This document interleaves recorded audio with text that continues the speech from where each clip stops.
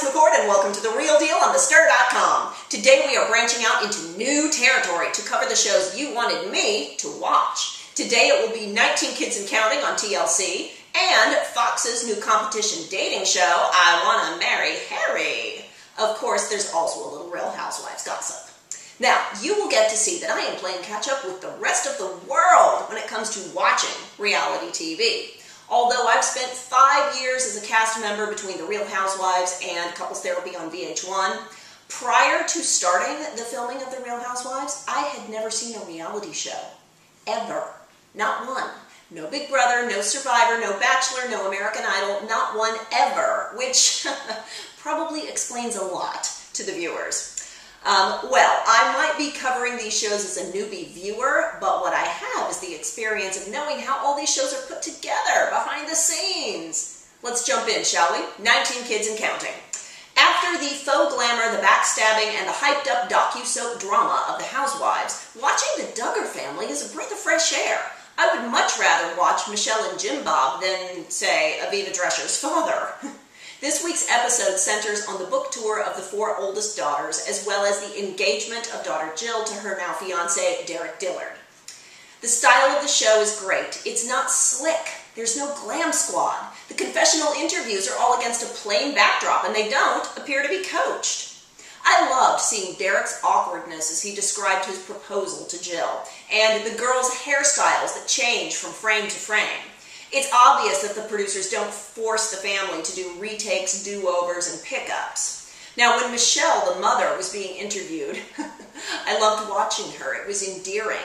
She was doing her job, doing the interview, because she knew she had to do it, but she was very clipped and overly chipper, as in, let's get this over with, let me get back to my family. It's just so different than Housewives. If any of us ever meandered through an interview like Derek, they would cut the camera and say, do it again, and again, and again. On the one hand, I found myself leaning forward thinking, spit it out.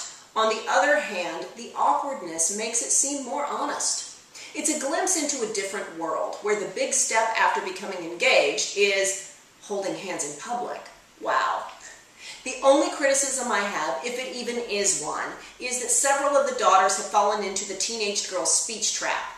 We used to call it the Valley Girl, now they call it the vocal fry. And like saying like after every like other word. Well, I will tell them what I tell my own sons. Likes are for Facebook, not conversation.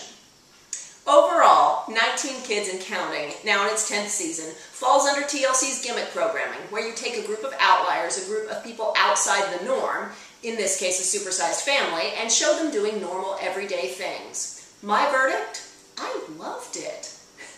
Tell me what you think. How long have you been watching? Speaking of vocal fry, I wanted to cover my ears during most of Fox's new competition dating show, I Wanna Marry Harry. Have you heard about this? Are you watching? Well, Fox found a Prince Harry look-alike, taught him how to use a knife and fork, gave him a castle and a staff, and 12 American girls flown over from the state to compete to win his heart.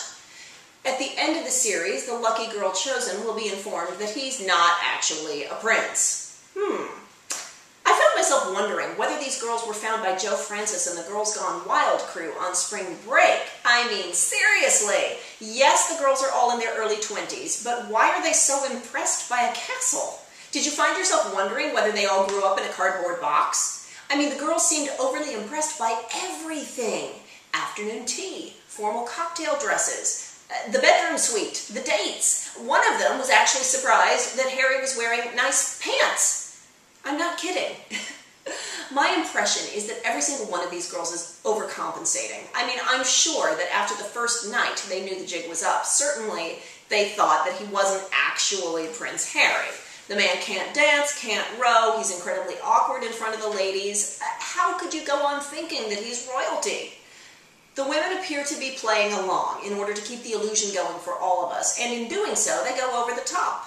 In real life, everyone I know who's that effusive is covering up a low self-esteem. Here's what I genuinely don't understand.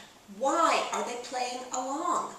They're not being paid unless it's a very small stipend. There won't be a season 2, so they're not fighting to bring the drama to keep their jobs. What motivates them? Do you think that any of these women actually want to end up with Matt? I mean, Harry?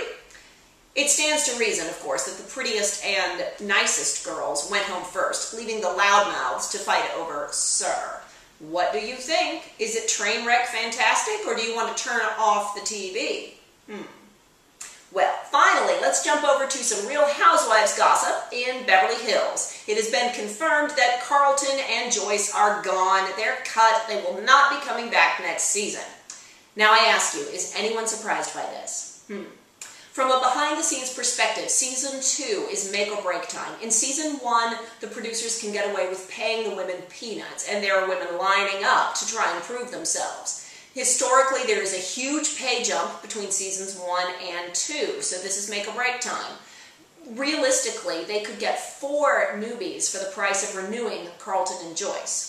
Now, there's one other thing at play here. Real Housewife of Miami, Joanna Crippa, has been campaigning very loudly to cross over and switch from Miami to Beverly Hills. Do you think that's a good idea? Do you want to see Joanna mix it up with Lisa Vanderpump?